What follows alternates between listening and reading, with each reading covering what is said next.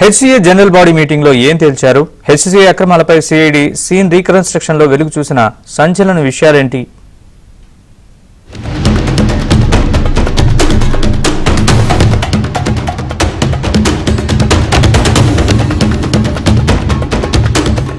భారీ బందోబస్తు మధ్య ఉప్పల్ స్టేడియంలో Hyderabad cricket association general body meeting జరిగింది.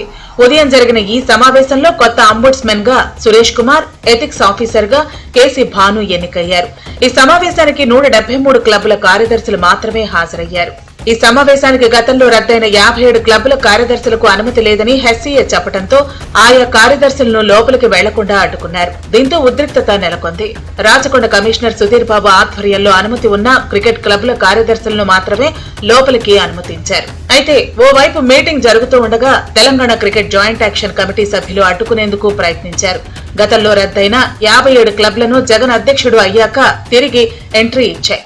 అయితే ఈ 57 క్లబ్లను acting HCA president Daljit suspend చేశారు. దీంతో ఏజీఎంలో పాల్గొనేందుకు వచ్చిన 57 క్లబ్ కార్యదర్శులను లోపలికి రానియకుండా గేట్ దగ్గరే సిబ్బంది అడ్డుకున్నారు.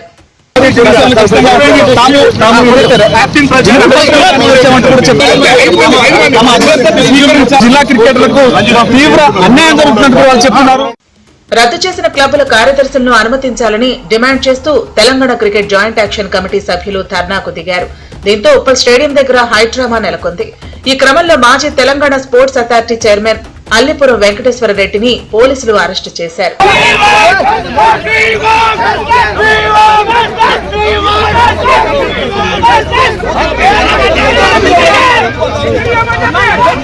అదలా ఉంటే ఉప్పల్ స్టేడియం కి పార్కింగ్ గా ఉన్న స్థలం ప్రైవేట్ సంస్థ వేలల్లో కొనుగోలు చేసిందన్నారు కాంగ్రెస్ సీనియర్ నాయకుడు వి హనుమంతరావు.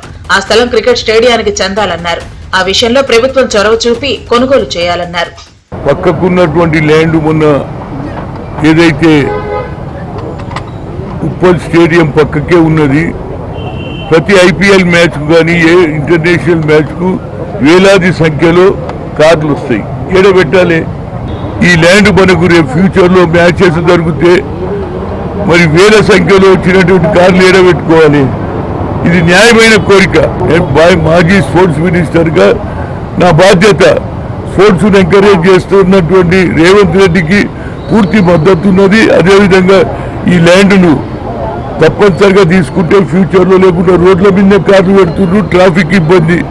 ఆ భూమిని తీసుకుంటే తప్పనిసరిగా ఇది రాజీవ్ గాంధీ ఇంటర్నేషనల్ స్టేడియం కు రాజీవ్ గాంధీ పేరు పెట్టినప్పుడు ఆ స్థలం తీసుకోవాలని నేను మన శ్రీధర్ బాబుకు రిప్రజెంటేషన్ చేస్తున్నా, జగ్గారెడ్డి భార్యకు రిప్రజెంటేషన్ చేసి ఆ ల్యాండ్ కాపాడితే మనకు ఫ్యూచర్లో మ్యాచెస్లో ట్రాఫిక్ ఇబ్బంది ఉండదనేది నా ఉద్దేశం.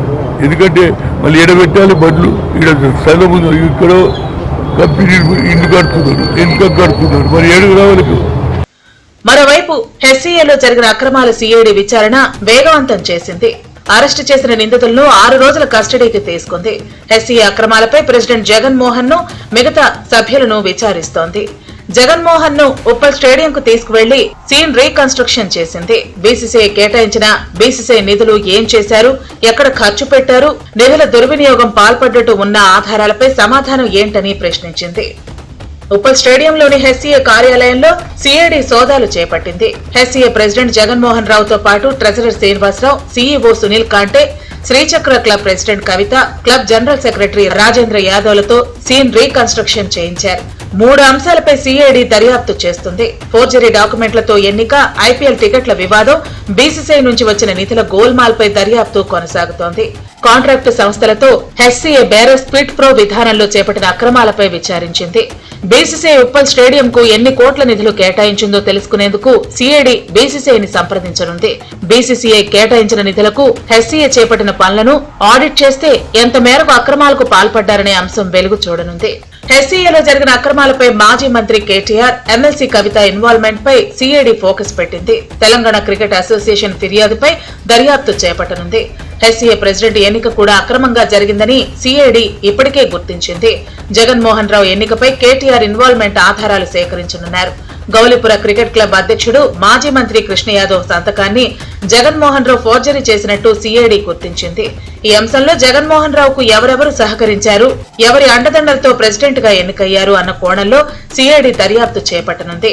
బీసీసీఐ నిధుల గోల్మాల్ పై కూడా కేటీఆర్, కవితకు సంబంధాలు ఉన్న కోణంలో కూడా విచారణ చేపట్టనుంది.